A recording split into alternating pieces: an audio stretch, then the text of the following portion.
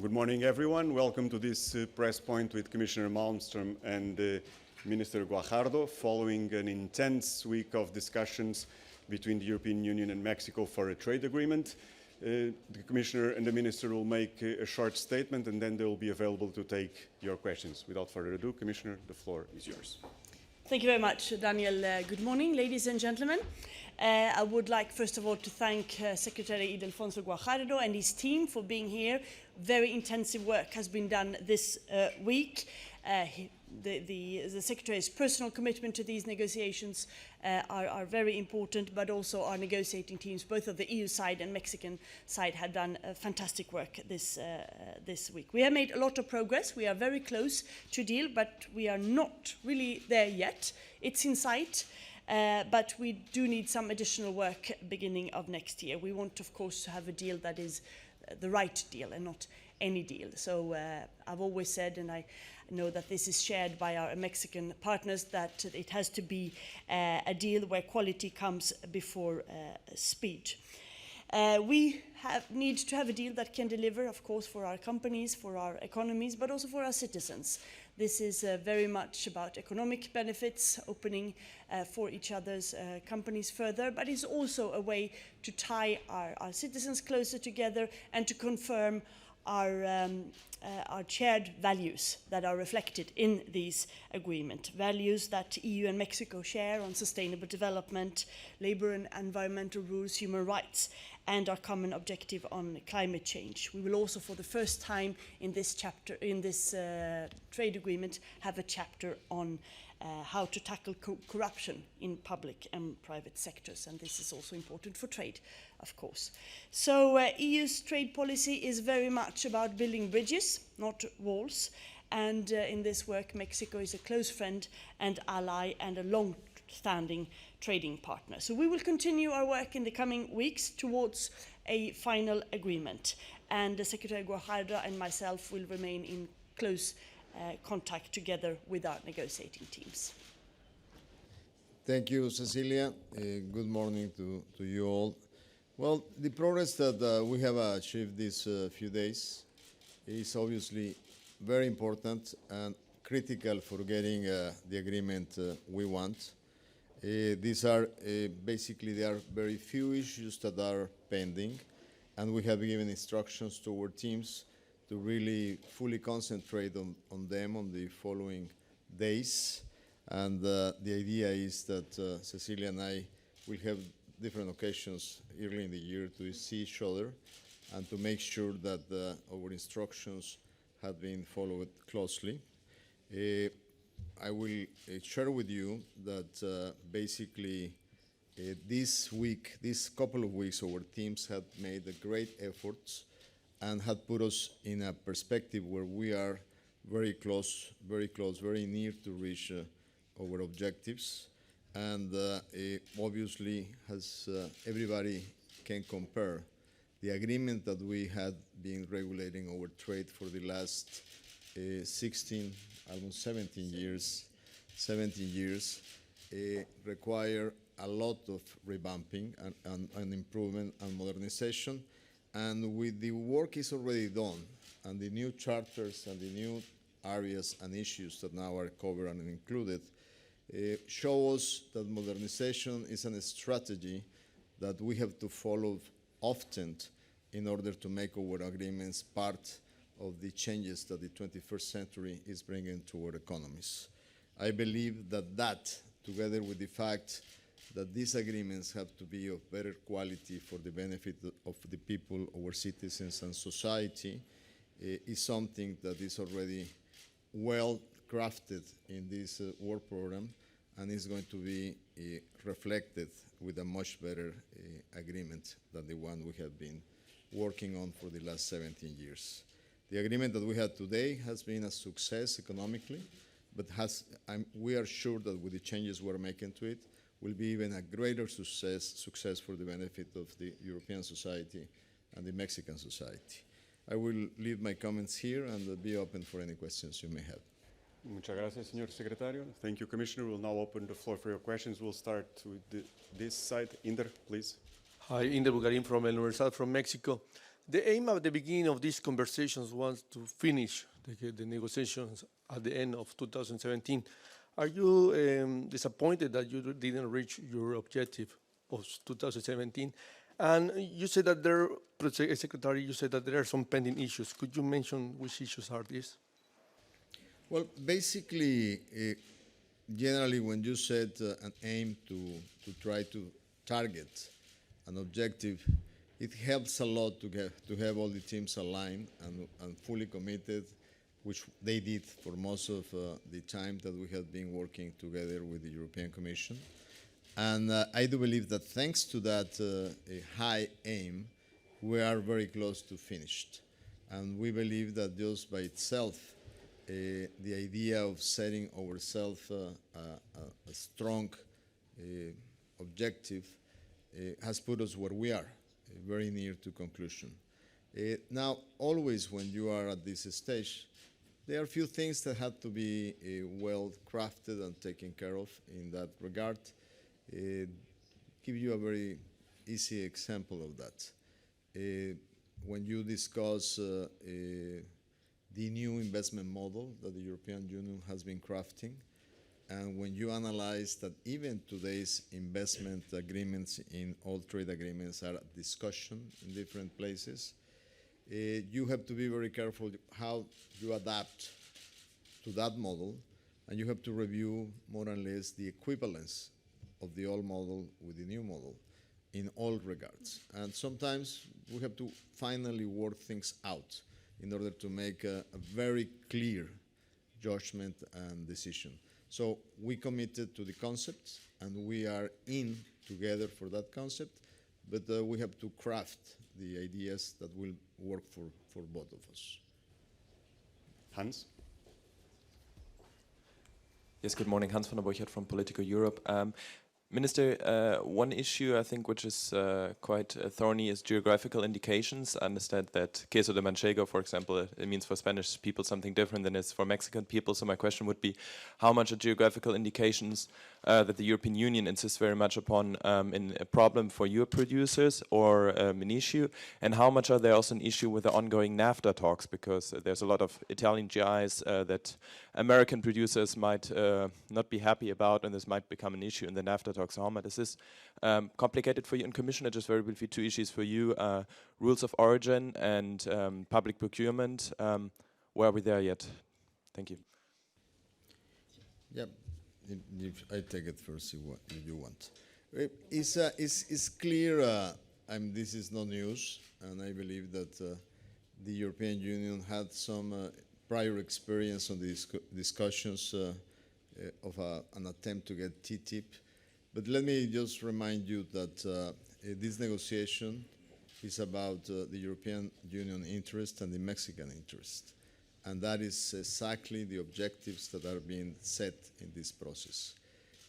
Mexico, as you know, we have strong commitments to our, we say, denominación de origen.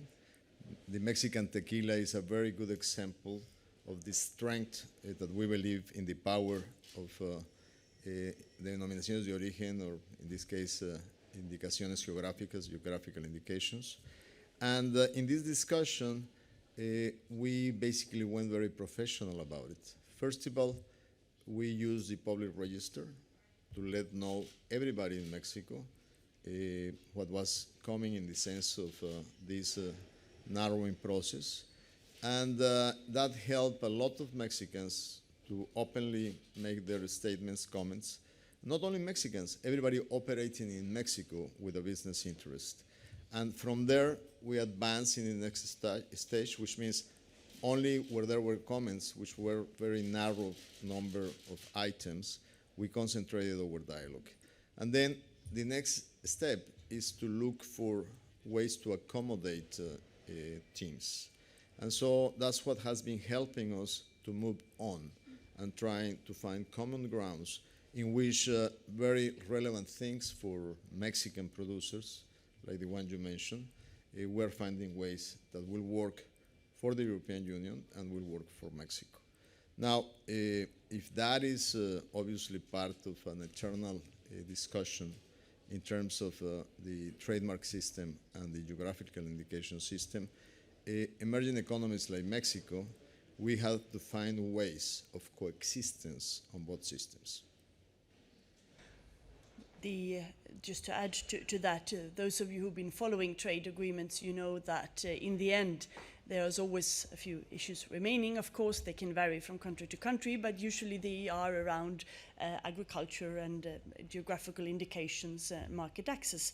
Rules of origin are complicated because we come from different systems, but we've done a lot of work to try to find compromises and to understand each other's system here.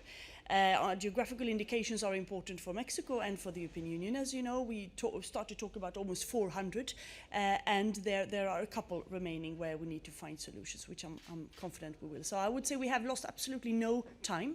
We have been working really hard, both on a political level and with our teams. We are almost there. We can see the skeleton of this agreement. We know how to get there. We know what we need to do, but we need a little bit more time to make sure that we get it right for our people here in Europe, but also for Mexico. But we're almost there. Joanna? Hello, Joanna Sepinska, MLEX. A question about next steps. You say that you are very close to reaching an agreement. Does it mean that a possible deal in January, February, basically next year, might be a full agreement, political agreement, or rather you will still have to carve out some issues like the most problematic, including the investment protection or the GIs? Thank you. We are confident that we can solve all political difficult issues in the coming weeks, beginning of next year. I don't want to give you a date because obviously we have a little bit more work, but we are almost there. And then when we announce an agreement, it will be it would be an agreement where we have solved these issues. There will always be some technical issues remaining that our teams need to iron out the coming month, but the aim is clearly for us to have solved everything that could be politically complicated or difficult. We are almost there, and that's what we are going to do. We have some homework to do on both sides now over Christmas and beginning of next year. We will meet shortly again, and with the aim to conclude this. Philip? Philip Langenstop of Reuters. Kind of related to that, obviously, in the case of Japan, you got to a political agreement which left out certain issues, notably investor-state dispute settlement, or at least investor protection. Is that the kind of the first goal you want to reach? In other words, essentially, kind of sorting out the trade elements and perhaps the investment left to a later stage. And can you just spell out, obviously you said there's more work to be done. What are the next steps? In other words, when are meetings planned? Could you? Well, as I said, we aim for this agreement to be completed, including all the elements that you mentioned. We are almost there, but we need a little bit more work. We have worked hard to identify the different viewpoints and where we come from. So that I say, we know what we need to do, and we can do it, but we need a little bit more time. And I can't give you an exact date when this will be finished. Each negotiation is unique, and I am confident that we can have an agreement that covers all the elements, apart from some technical things that will take a little bit more time for our teams beginning of next year. Sorry, is there a kind of a deadline of sorts, obviously with Mexican elections, for example, coming up? Is there a sense of a deadline? No, there is not a deadline, and there cannot be one. For us, as you know, we have been extremely active on the different trade agreements we are improving, negotiating, or expanding. And so right now we are in 6 different fronts, in Latin America, in Asia, in Europe, and obviously the one that you know in terms of renegotiation of the North American Free Trade Agreement. And so for us it's strategically relevant to keep a very good pace in every one of those negotiations in order to strengthen our diversification strategy. So, but there is no deadline, and in that case, it will be always a very big honor that the President of Mexico, Enrique Peña Nieto, who committed in January 25th of 2013 with the European Union the modernization of this agreement, that before he ends his term at the end of next year, we may be able to do at least the part that corresponds to the executive branch. Elodie? Hi, Elodie Lamar with Agence Europe. In the last 48 hours, the US voted on a tax reform which could have an effect on trade. Do you have a comment on this? And are you at this stage looking at a retaliatory measure? And on a more general note, what is in the toolbox? Thank you. We are following this very closely, of course, and we are analyzing it to see what possible effects it could have on Europe from our side, our companies and international regulations and so on. And it's too early to say. In the case of Mexico, I have to tell you that you have to see the different versions that were considered. The one that went to the joint decisions of the House and the Senate had some changes that really took care of one of the discriminatory parts on investment. And so which means that we have to be very careful of what the final initiative was approved. And on the top of that, when we analyze it internally in Mexico, we have to be very careful that the competitive comparison that you have to do in terms of rates is that once you take account for deductions that are not going to be allowed in the US system, mostly in states with high local taxes, then you will not have to compare like the actual rate in Mexico around 30% to the 20%. That 20%, when you take out the deductions in local taxes, becomes like a 27%. So at the end of the day, you have to be very careful on how you react policy-wise to that strategy. Anna? Anna Lázaro from Euronews. I would like to know if you have moved forward on deciding which will be the organism or the legal mechanism to deal with controversial issues, for example, in investments. Well, in every trade agreement, there are dispute settlement mechanisms, and this we are discussing. I think we have, there's no big differences there, but obviously this is something also left for the very end to define.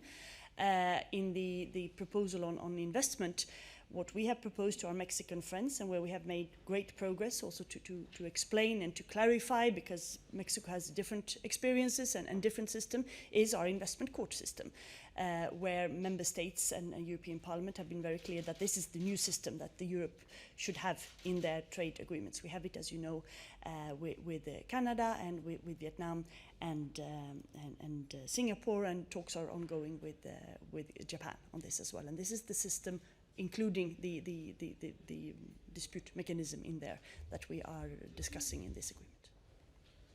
And just to add that for Mexico, there is something very attractive in trying to work with the European Union in this proposal, because as you know, we have investment protection agreements with only 16 members of the European Union, and those agreements are of different year, different quality, and therefore trying to get at one level uniform prescription for disputes will be a very effective way to really do now a full coverage.